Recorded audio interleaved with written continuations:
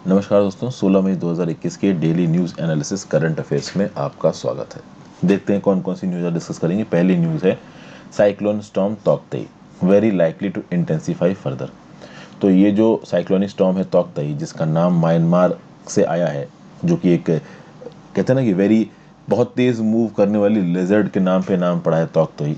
तो ये over east central और adjoining south east Asian Arabian sea में है और नॉर्थ नॉर्थ वेस्टर्न मूव कर रहा है। इस रिस्पेक्ट में थोड़ा पिछली बार ऐसा हो गया था कि मुझे लगा था कि ये नॉर्थ वेस्ट जा रहा है, तो हो सकता है कि ये नॉर्थ जाके पाकिस्तान के कोस्ट को हिट करे, या फिर आप नॉर्थ वेस्ट जाके इधर यमन वगैरह की कोस्ट को हिट करे।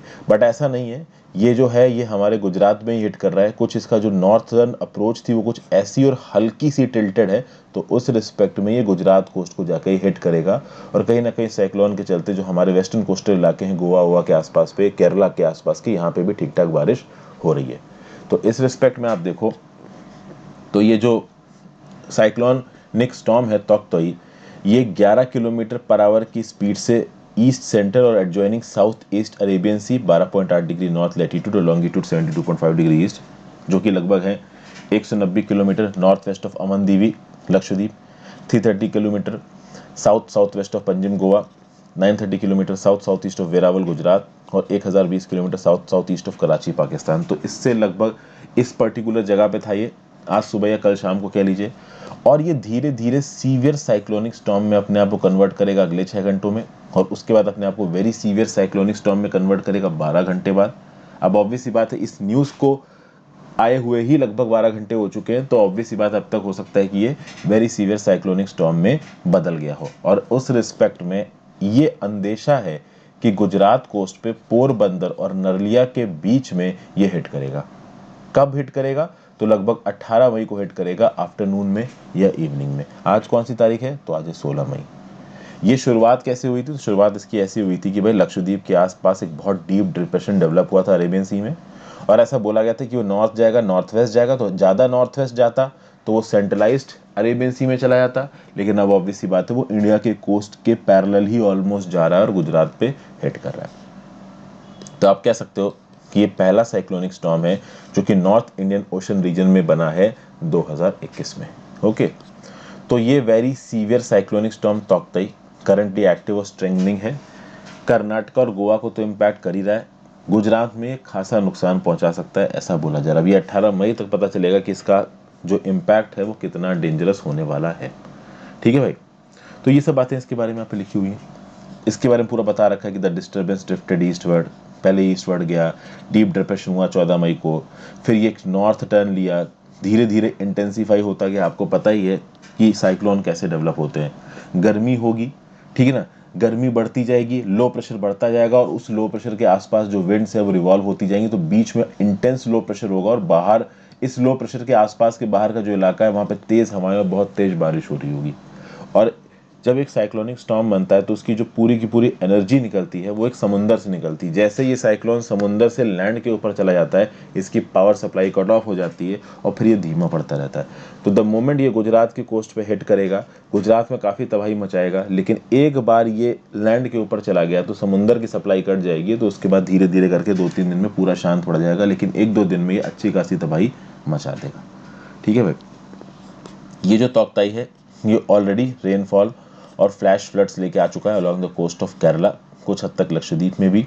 और ऐसा बोला गया है कि भाई गोवा में भी बहुत ज़्यादा बारिश हुई है इस पर्टिकुलर साइक्लोन तौकताई के चलते, और गुजरात में इसका सबसे सीवियर इम्पैक्ट होगा। अभी के लिए ऐसा बोला जा रहा है, आगे देखते हैं क्या चीज़ निकल के आती है। जनरल स्टडीज़ पेपर 1 में इंपॉर्टेंट जियोफिजिकल फिनोमेना, और जनरल स्टडीज़ पेपर 1 में डिजास्टर मैनेजमेंट में भी न्यूज़ आपको काम आएगी। आगे बढ़ने से पहले वीडियो पे लाइक का बटन, अगर अब तक आपने इस वीडियो को शेयर नहीं किया है, इस चैनल को शेयर और सब्सक्राइब नहीं किया है, कर दीजिए। ज्वाइन बटन दबा के आप हेल्प कर सकते हैं। मेरे चैनल हर्षित द्विवेदी एजुकेशन के प्लेलिस्ट सेक्शन में जाइए, अलग अलग टॉपिक्स की प्लेलिस्ट मिल जाएगा, अच्छे लगे तो ज्वाइन करिए। इंस्टाग्राम पर फॉलो कर सकते हैं, अलग अलग प्रकार से आपसे जुड़ने की कोशिश करूंगा, आपके शॉर्ट्स के जवाब देने की कोशिश करूंगा। टेलीग्राम ग्रुप ज्वाइन कर लीजिए, इस पर्टिकुलर लेक्चर की पीडीएफ और मेरे लेक्चर्स की नोटिफिकेशन आपको टेलीग्राम ग्रुप में मिल जाएंगी। जो भी अलग से अनाउंसमेंट करना होगा मैं टेलीग्राम ग्रुप में कर लूँगा। शॉर्ट्स के थ्रू अपने सवालों के जवाब चाहते हैं तो इंस्टाग्राम पे मैसेज करिए।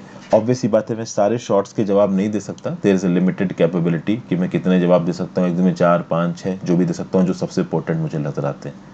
तो आप कोशिश करिए कि आप और एक अच्छी क्वालिटी का सवाल पूछो, मुझे लगा समय तो मैं ज़रूर आपका जवाब दूंगा।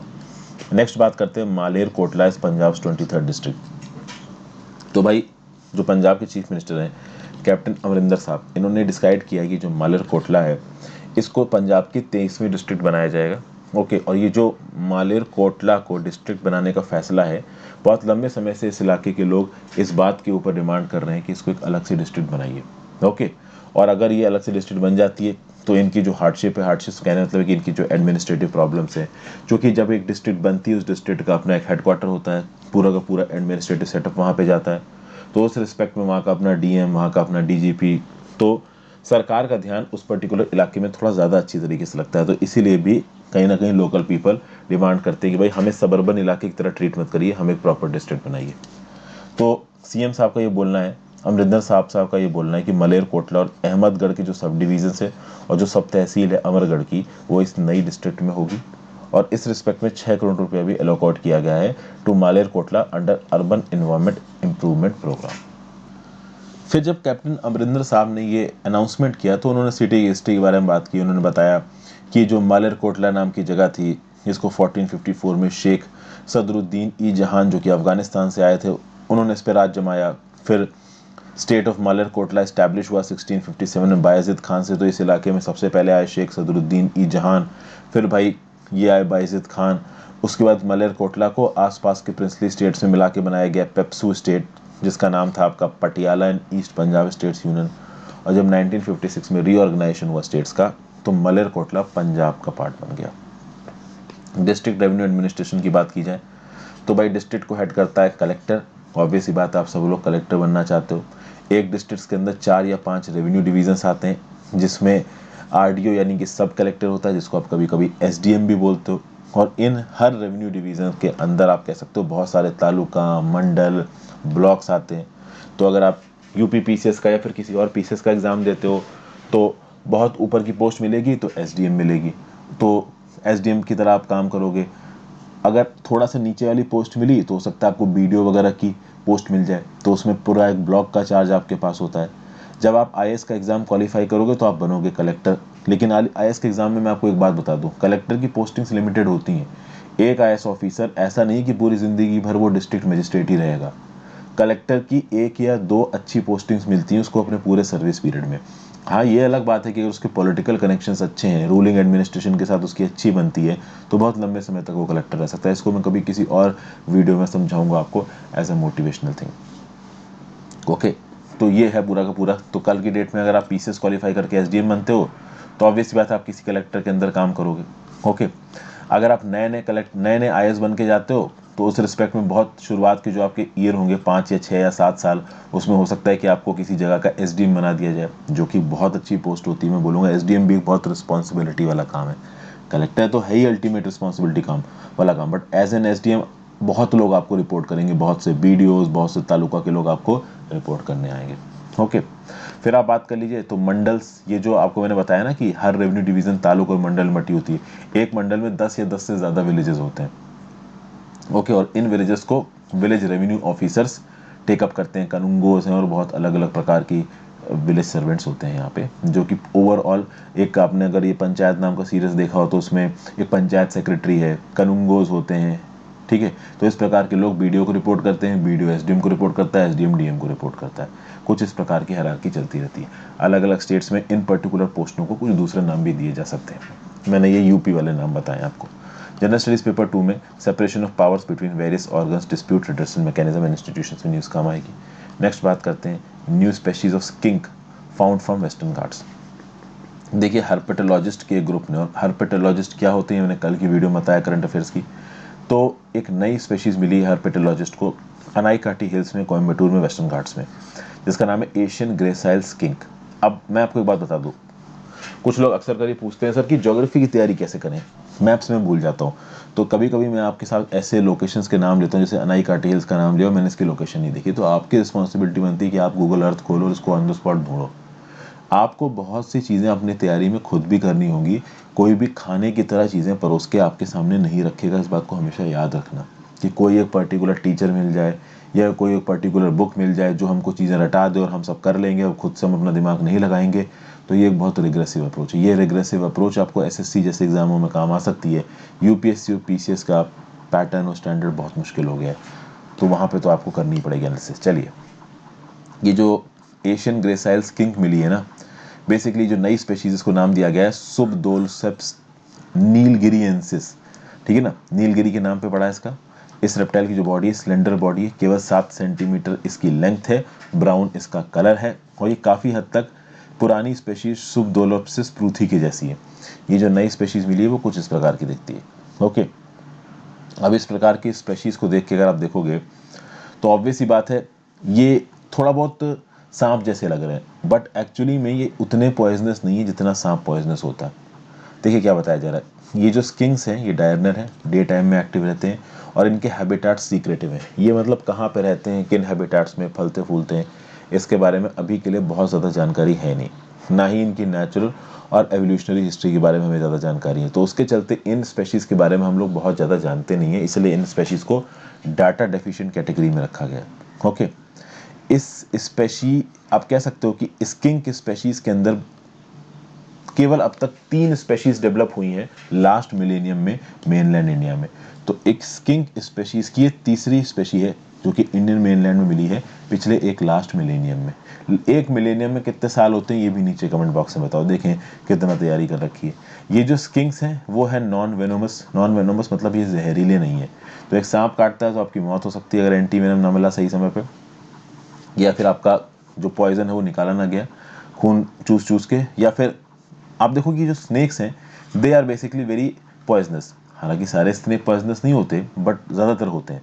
उस रिस्पेक्ट में जो स्किंक्स हैं ये दिखते स्नेक जैसे, इनकी आउटर बॉडी स्नेक जैसी होती है छोटे वाले, बट ये एक्चुअली में पॉइजनस नहीं होते हैं। तो इस रिस्पेक्ट में कभी कभी ह्यूमंस इनकी दिखावट की वजह से इनको मार देते हैं, जबकि ये जो स्पेशीज़ हैं दीज आर हार्मलेस। अगर आप बात करो इस पर्टिकुलर स्पेशीज़ के बारे में तो ये एक वल्नरेबल स्पेशीज़ की तरह अभी के लिए ट्रीट की गई है। इसको बहुत से पोटेंशियल थ्रेट्स हैं, जैसे सीजनल फॉरेस्ट फायर भी इसको मार सकते हैं। हाउसिंग कंस्ट्रक्शन और ब्रिक लेन इंडस्ट्रीज जो बनती है इलाके में वो इन स्पेशीज़ को एलिमिनेट कर सकती हैं। चूँकि अर्बनाइजेशन बहुत ज़्यादा हो रहा है, रोड नेटवर्क्स देश में बहुत ज़्यादा बन रहे हैं, तो ऑलरेडी इन स्पेशीज़ की जो जोग्राफिकल रेंज है वो बहुत छोटी है और इतने एक्सेसिव कंस्ट्रक्शन के चलते ये स्पेशीज़ नेचुरली डेंजर में आ जाती हैं। जनरल स्टडीज़ पेपर 3 में बायोडाइवर्सिटी में न्यूज़ आपको काम आएगी। नेक्स्ट बात करते हैं direct seeding of rice method. सबसे पहले आप समझिए कि राइस में किया कैसे जाता है। राइस में पहले सीड लगाई, सीड लगाने के बाद आप कह सकते हो सैपलिंग बनी। अब ये सैपलिंग धीरे धीरे करके बड़ी होगी और फाइनली हार्वेस्ट तब होगा जब इस स्टेज पे पहुंच जाएगा पौधा। अब आपको बता दूं कि जो कन्वेंशनल अभी के लिए जो राइस फार्मिंग होती है वो कैसे होती है कि एक नर्सरी में बहुत सारी सीड्स लगाई जाती हैं, ऐसी छोटी छोटी सैपलिंग्स पैदा की जाती हैं और फिर इस सैपलिंग को नर्सरी से निकाल के जाके मेन फील्ड में लगा दिया जाता है। लॉजिक क्या है कि ये जो सैपलिंग है ये छोटी है, तो ऐसी बहुत सारी सैपलिंग एक छोटी नर्सरी में उगाई जा सकती हैं। लेकिन जब ये सैपलिंग बड़ी होकर बड़ा पौधा बनेंगी तो ये बड़ा पौधा उस छोटी नर्सरी में उग नहीं सकता, इनको फील्ड चाहिए, बड़े बड़े खेत चाहिए। तो उस रिस्पेक्ट में आप देखोगे कि नर्सरी में सैपलिंग उगाई जाती है और फिर उस सैपलिंग को काट के खेतों में ट्रांसफ़र कर दिया जाता है। इस प्रोसेस में बहुत सारे केमिकल फर्टिलाइजर्स, इंसेक्टिसाइड्स और हेवी अमाउंट ऑफ पानी का प्रयोग होता है। तो ये तो कन्वेंशनल तरीका हो गया जिसके बेसिस पे अभी के लिए ये उगाया जा रहा है। अब फार्मर्स जो है पंजाब में वो डीएसआर सोन राइस को उगाने की कोशिश कर रहे हैं। अब ये कन्वेंशनल तरीका बन गया है कि भाई सैपलिंग को नर्सरी में उगाया, वो फिर उखाड़ के खेतों में ले गए। अब पंजाब के फार्मर्स क्या चाह रहे हैं कि भाई डायरेक्ट सीडिंग ऑफ राइस, मतलब राइस की सीड्स को सीधे मेन फील्ड में लगाओ, ना कि पहले नर्सरी लेके जाओ, नर्सरी से ट्रांसप्लांट करो। तो ये जो ट्रांसप्लांटिंग का प्रोसेस था नर्सरी से फील्ड का, इसको स्किप करके सीधे सीधे फील्ड में राइस लगा के उगाने वाले प्रोसेस को बोला जा रहा है डीएसआर सोन राइस। और ये जो डीएसआर सोन राइस है इसको कहा जाता है कि शॉर्ट ड्यूरेशन में उगाया जा सकता है और ये हाई यील्डिंग वेराइटीज़ को पैदा करने की कोशिश कर रहे हैं। इसके रिस्पेक्ट में जो डीएसआर मशीन्स हैं उनको भी बहुत सारी मशीन से अगर राज्य की सरकार चाहे तो सप्लाई कर सकती है फार्मर्स को, ताकि इस प्रकार की डीएसआर सीड्स को डायरेक्टली फीड्स में लगाया जा सके। अब ये जो डीएसआर टेक्निक है ये क्या बताती है कि भाई 15 दिन तक जब डीएसआर टेक्निक से राइस उगाया गया तो ये पता चला कि इसकी जो ईल्ड है वो 25 क्विंटल्स पर एकड़ से ज़्यादा नहीं होगी। और अभी के लिए जो राइस उगाया जा रहा है कि पहले आपने नर्सरी में लगाया फिर फील्ड में लेके गए, उससे 35 से 40 कुंटल पर एकड़ राइस की पैदावार हो रही है। लेकिन इस रिस्पेक्ट में आपको समझना ये होगा कि डीएसआर राइस से आप 6,000 रुपये प्रति एकड़ पैसा बचा सकते हो और 30% कम पानी इस्तेमाल कर सकते हो। तो पैसा भी बच रहा है, तो कॉस्ट इफेक्टिव है, और पानी भी बच रहा है, मतलब कि एनवायरनमेंट को उतना नुकसान नहीं है। और प्लस धीरे धीरे करके डीएसआर में भी ऐसी राइस वेराइटीज़ को इवॉल्व किया जा सकता है जो कि ज़्यादा हाई यील्ड दें। जब किसी एक टेक्नोलॉजी में आप शुरुआती फेज में होते हो तो हो सकता है वो उस प्रकार के रिटर्न ना दे रही हो जितना वो लॉन्ग टर्म में रिटर्न दे सके। इस रिस्पेक्ट में पंजाब का agriculture department 4,000 DSR machines provide करेगा, 800 पैडी ट्रांसप्लांटर मशीन्स प्रोवाइड करेगा फार्मर्स को, जिसमें 40 से 50% की सब्सिडी दी जाएगी फार्मर्स को। और फार्मर्स को बोला गया है कि आप 5 लाख हेक्टेयर्स में ये डीएसआर राइस उगाइए। फार्मर्स एक स्टेप आगे चले गए हैं। फार्मर्स ने 7 लाख हेक्टेयर्स में पंजाब में राइस उगाया है। पंजाब के अगर आप ओवरऑल इलाके की बात करो तो पंजाब के ओवरऑल इलाके में जितने में पैडी पैदा होता है 25% में अभी के लिए ये डीएसआर वाला चावल उगाया जा रहा है। तो आई होप आपको न्यूज़ समझ में आ गई हो। जनरल स्टडीज़ पेपर 3 में major crops cropping patterns in various parts of the country में ये न्यूज़ आपको काम आएगी। नेक्स्ट न्यूज़ है talkative dinosaur found in Mexico. Mexico के पैलेंटोलॉजिस्ट को एक नया डायनासोर मिला है जो कि ऐसा बोला जा रहा है कि अपने समय में काफ़ी कम्युनिकेटिव रहा होगा। जैसे आज की डेट में एलिफेंट्स लो फ्रीक्वेंसी साउंड्स का प्रयोग करके एक दूसरे से बात करते हैं, उसी प्रकार से ऐसा बोला जा रहा है कि ये जो स्पेशीज ऑफ डायनासोर है वो इस समय पे कम्युनिकेटिव रही होगी, काफ़ी टॉकेटिव रही होगी। इस स्पेसिमेन को टेलाटोफस गैलोरम भी कहा जाता है। ऐसा कहा जाता है कि हो सकता है ये 72 मिलियन ईयर्स अगो पहले मर गए हैं। और कहाँ पे? मैक्सिको के नॉर्दर्न स्टेट ऑफ सुआह्युला में। 2013 में इसकी टेल मिली थी, ओके। बाद में इसका स्कल मिला था, अब 1.32 मीटर बोनी हॉलो क्रस्ट मिला था जिसके थ्रू ये कम्युनिकेट करता था। फॉसिल 10 साल पहले ही डिस्कवर हो गया था, लेकिन एक्चुअली में स्पेशीज कौन सी थी ये अभी डिस्कवर हुआ। ये जो फॉसिल है वो 70 मिलियन ईयर्स पुराना है। एक हर्बीवोर डायनासोर था, तो दूसरों को मार के नहीं खाता था, पौधे वौधे खाता था। तो ये जो टॉकेटिव डायनासोर है जिसका साइंटिफिक नेम है टेलेटोफोलस गैलोरम, ये मिला है मैक्सिको के कौन से स्टेट में? सुआह्युला स्टेट में। इतना याद रख सको, इनफ है। ओके, प्रीलिम्स के पर्सपेक्टिव से इंपॉर्टेंट है। और आज की आखिरी news, Mongolian Kanjur manuscripts released. हमारी देश की कल्चर मिनिस्ट्री ने इन्फॉर्म किया है कि इन्होंने रीप्रिंट किया है 100 sets of sacred Mongolian Kanjur को। और इन 100 sets of sacred Mongolian Kanjur को अगले साल तक कंप्लीट करके मंगोलिया में बुद्धिज्म की पढ़ाई से रिलेटेड जो मेन सेंटर्स हैं वहाँ पे बांटा जाएगा। और ये पूरा का पूरा मिशन कल्चर मिनिस्ट्री के अंदर कौन सा ऑर्गेनाइजेशन कर रहा है, कौन से मिशन के अंदर किया जा रहा है? तो ये किया जा रहा है नेशनल मिशन फॉर मैन्युस्क्रिप्ट्स के अंदर। जो मिनिस्ट्री ऑफ कल्चर है उसने ये ठेका उठाया है कि भाई 108 वॉल्यूम्स ऑफ मंगोलियन कांजूर को नेशनल मिशन फॉर मैन्युस्क्रिप्ट्स के अंदर हम लोग रीपब्लिश करेंगे। इस रिस्पेक्ट में इस 108 में पहले 5 वॉल्यूम्स को ऑलरेडी पब्लिश कर दिया गया है और इसको प्रेजेंट किया गया था president of India Shri Ramnath Kovind को on the occasion of Guru Purnima, जिसको धर्म चक्र डे भी बोला जाता है। 4 जुलाई 2020 की ये न्यूज़ है, बुद्धिज्म से रिलेटेड है। तो भाई 108 मैन्युस्क्रिप्ट्स को कहीं ना कहीं नेशनल मिशन फॉर मैन्युस्क्रिप्ट्स के अंदर बना के मंगोलिया के बुद्धिज्म के सेंटर्स में बांटा जाएगा, जिसमें पहले 5 वॉल्यूम्स को ऑलरेडी हमारे प्रेसिडेंट को दिया जा चुका है 4 जुलाई 2020 को, जिसको धर्म चक्र डे बोलते हैं। अब मंगोलियन भाषा में कांजूर नाम का जो शब्द है इसका मतलब होता है कंसाइज ऑर्डर्स, मतलब लॉर्ड बुद्धा के शब्दों में कंसाइज ऑर्डर्स इसको बोलते हैं। मंगोलियन बुद्धिस्ट में इसको काफ़ी हाई स्टीम का माना जाता है। और ये जो मंगोलियन बुद्धिस्ट हैं ये कांजूर की पूजा करते हैं टेम्पल्स में, और कहीं ना कहीं कांजूर को वो लोग डेली लाइफ में एज अ सैक्रेड रिचुअल की तरह भी इस्तेमाल करते हैं। तो जिस प्रकार से हमारे यहाँ पे गीता है, ठीक है ना, उस प्रकार से उनके यहाँ से आप कह सकते हो कि ये कांजूर है। ये जो मंगोलियन कांजूर है पहले तिब्बतन भाषा में थी, उसके बाद इसको मंगोलियन भाषा में ट्रांसलेट किया गया। अभी के लिए जो उसकी भाषा है वो है क्लासिकल मंगोलियन। ये अपने आप में एक बहुत बड़ा काम है। इसके लिए हमारी कल्चर मिनिस्ट्री के पास आप कह सकते हो कि प्रॉपर कैपेबिलिटी है कि वो इस प्रकार की रीप्रिंटिंग कर सकते हैं। और मंगोलिया के साथ रिश्ते करने के लिए और हमारी सॉफ्ट डिप्लोमेसी दिखाने के लिए, देखिए एक प्रकार की डिप्लोमेसी होती है सॉफ्ट डिप्लोमेसी, एक हार्ड डिप्लोमेसी होती है। सॉफ्ट डिप्लोमेसी में कल्चरल एक्सचेंजेस, ठीक है, इस प्रकार के एक्सचेंजेस बहुत सारे होते हैं। तो एक ये आप कह सकते हो कि रिलीजन के आधार पर इंडिया को मंगोलिया से जोड़ने की बात है। It is a sort of soft cultural exchange between India and Mongolia. तो इस रिस्पेक्ट में नेशनल मिशन फॉर मैन्युस्क्रिप्ट्स के अंदर cultural ministry 108 volumes of Mongolian Kanjur को रीप्रिंट कर रही है। ओके, ठीक है। हिस्टोरिकल कनेक्शन देखा जाए इंडिया मंगोलिया के बीच में, तो भैया सेंचुरीज पुराने रिलेशन से कैसे हैं, तो बुद्धिज्म को हमारे जो इंडियन कल्चरल रिलीजियस एम्बेसडर थे वो क्रिश्चियन एरा के दौरान मंगोलिया लेके गए थे इंडिया से। बुद्धिस्ट की बात की जाए तो मंगोलिया का single largest religious domination Buddhism, मतलब सिंगल लार्जेस्ट रिलीजियस डोमिनेशन है बुद्धिज्म। और इंडिया ने मंगोलिया के साथ डिप्लोमेटिक रिलेशंस भी स्थापित किए थे 1955 में। अगर आप बात करो, मंगोलिया एक लैंडलॉक कंट्री है। मंगोलिया केवल 2 देशों से बाउंड्री बनाता है, नॉर्थ में रशिया और साउथ में चाइना। लैंडलॉक कंट्री है, उसके चलते काफ़ी डिसएडवांटेज पोजीशन में रहता है। उलन बटोर इसकी कैपिटल है। जनरल स्टडीज पेपर 1 में Indian culture will cover the salient aspects of art forms, literature and architecture.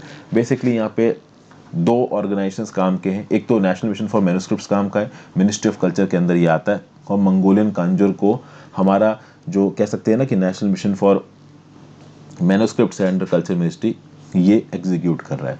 क्यों कर रहा है, तो आप कह सकते हो कि भाई हमारे नियर नेबरहुड में, नियर नेबरहुड भी नहीं बोलना चाहिए, इंटरनेशनल डिप्लोमेसी में इंडिया अपनी स्टैंडिंग को आगे बढ़ाने के लिए क्या क्या कर रहा है, इस प्रकार का कोई ओपिनियन बेस्ड क्वेश्चन अगर आपके सामने आता है तो उस रिस्पेक्ट में आप हार्ड और सॉफ्ट डिप्लोमेसी के अंदर, सॉफ्ट डिप्लोमेसी के अंदर कल्चरल एक्सचेंजेस में एक ये नेशनल मिशन फॉर मैन्युस्क्रिप्ट्स के अंदर 108 वॉल्यूम्स ऑफ मंगोलियन कांजूर को रीप्रिंट करने वाले पॉइंट को कोट कर देते हो, तो कहीं ना कहीं आपका आंसर को थोड़ा सा इनहेंस्ड इन रिचनेस मिलेगी। तो ये था आज का पूरा एनालिसिस दोस्तों करंट अफेयर्स का। आई होप आपको काफ़ी कुछ सीखने को मिला हो। Thank you for watching friends, have a great day, good bye.